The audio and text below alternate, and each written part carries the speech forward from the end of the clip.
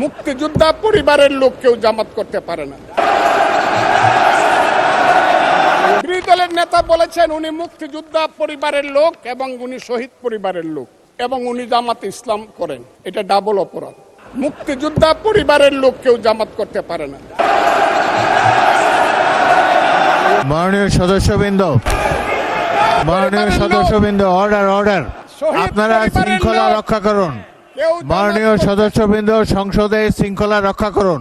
মাননীয় সদস্য ফজলুর রহমান, আপনি শেষ করুন, বক্তব্য শেষ করুন। আমি আবারও বলে রাখলাম, শহীদ পরিবারের লোক তো জামাত করতেই পারে না, আর জামাত করলে ডাবল অপরাধ করতেছে।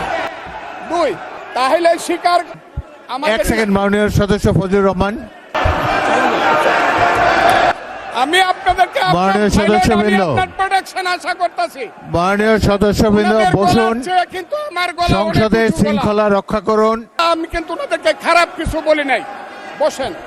আমি Kazi Nazrul Islam, please sit down. আমি বলছি প্লিজ সিট ডাউন। এই যে দেখেন, বসুন। তারা কি ধরনের আচরণ করছে। আচ্ছা, আজকে তাদেরকে মাননীয় সদস্যবৃন্দ, মাননীয় সদস্যবৃন্দ, একটু মনোযোগ দিয়ে আমার কথাটি শোনার চেষ্টা করুন। মাননীয় সদস্যবৃন্দ, এটি বাংলাদেশের জাতীয় সংসদ। এখানে প্রত্যেকে নির্বাচিত হয়ে এসেছেন।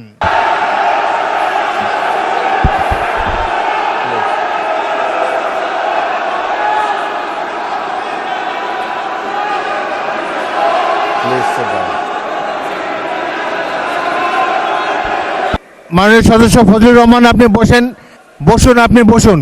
আপনার সুযোগ দেওয়া হবে বক্তব্য শেষ করার জন্য।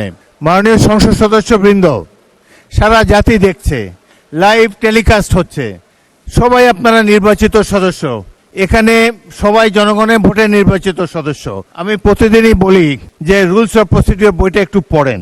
যদি এই সংসদ যদি বিধি মোতাবেক পরিচালিত না হয়, এটি আর জাতীয় সংসদ থাকবে না। অতীতে জাতীয় সংসদ সম্পর্কে অনেক তিক্ত অভিজ্ঞতা আছে।